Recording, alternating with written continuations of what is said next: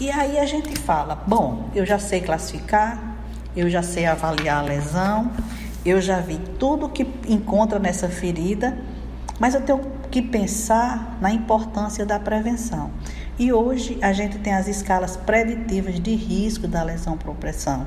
Então, eu estou utilizando o quê? A gente usa a escala de Braden, você sabe utilizar. No final a gente vai falar sobre o estudo da arte, né? A arte, e a gente vai ver muitos artigos e muitos enfermeiros eles não utilizam, eles não sabem classificar. A gente vai ver algum estudo sobre isso. Então, Braden, a escala de Braden, ela foi desenvolvida nos Estados Unidos e ela é composta de 6 fatores. Quais seriam esses 6 fatores? Ele avalia a função sensorial, ele vê a umidade, a atividade, mobilidade, nutrição, força de cisalhamento e fricção. Então, esses 6 pontinhos estão relacionados na escala de Braden. Então, atenção, a pontuação da escala de Braden, ela varia os scores de 6 a 23 e é inversamente proporcional. Muita gente confunde e ela é inversamente proporcional. Ou seja, quer dizer, quanto menos pontos, maior é o risco. Então, lembra disso aí, a escala de Braden, ela é inversamente proporcional. Quanto menos os pontos você somatizar, maior é o risco do paciente desenvolver a lesão por pressão. E a gente tem que estar atento a isso quando a gente recebe o paciente. Ele tem atividade? Qual a nutrição? Ele se mobiliza? Como é que está a umidade? Ele é incontinente? Tudo isso tem que ser observado para você poder traçar um planejamento e assim prevenir a lesão por pressão. Evitar que esses estágios eles alavanquem, eles cresçam. Existe hoje no Brasil o projeto zero, né, de lesão por pressão.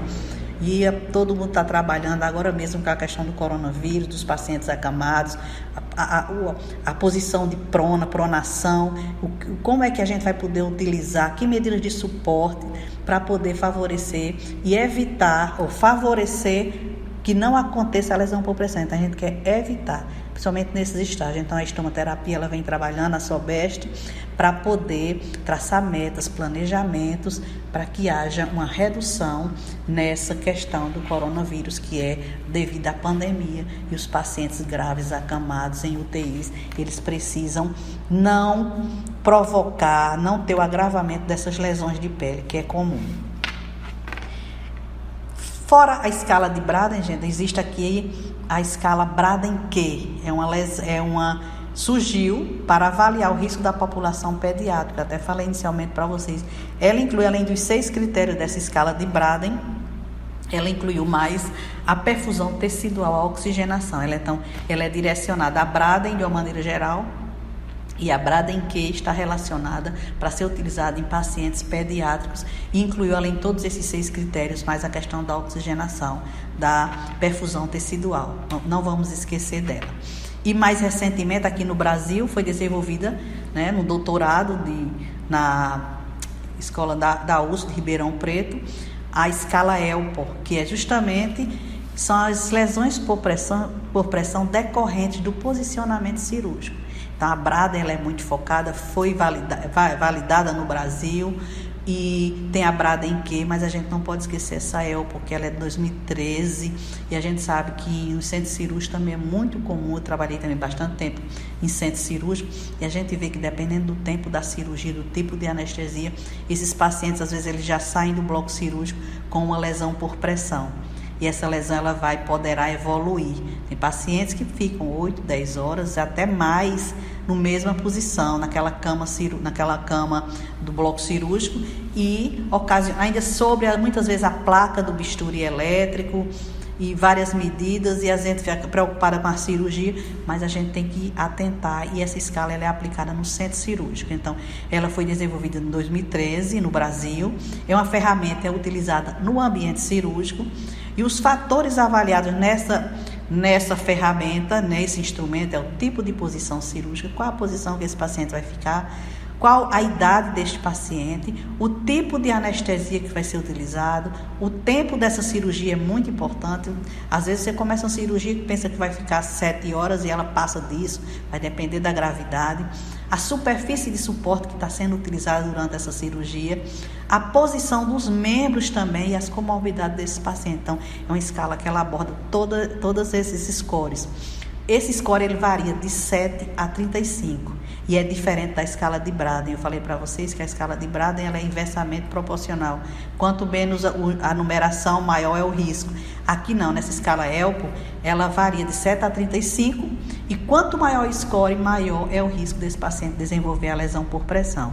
O score, quando ele equivale de 7 a 19, ele tem um menos risco, e de 20 a 35 é onde tem o maior risco.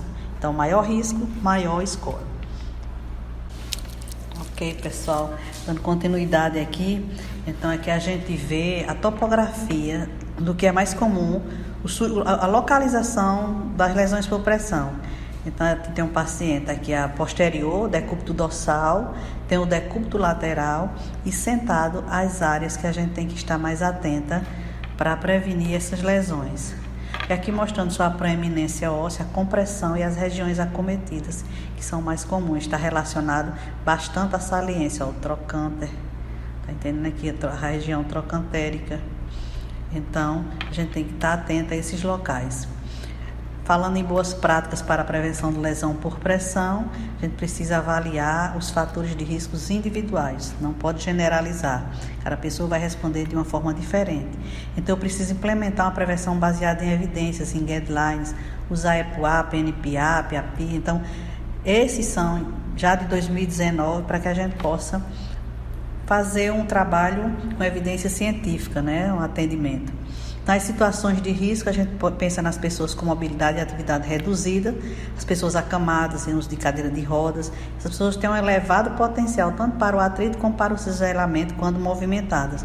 E aqui a gente mostra o posicionamento dos lençóis móveis, né? Infelizmente, nem sempre tem duas pessoas para fazer isso, mas seria sempre o ideal. Então, o lençol móvel dá um suporte para poder manipular esse paciente. A gente poderia até falar das medidas de suporte, dos usos específicos de colchões, de travesseiros, de rolos, né, que vai dar uma proteção para todas essas áreas de risco.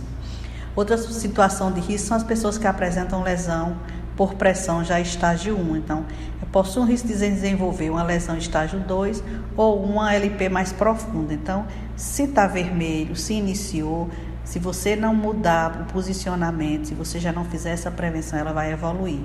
E pessoas com histórico também de lesão por pressão anterior, tem um risco potencial também para novas lesões. Então, essas pessoas elas já têm, se já houve, elas têm as comorbidades, elas já têm riscos maiores, se elas já tiveram lesão por pressão anteriormente.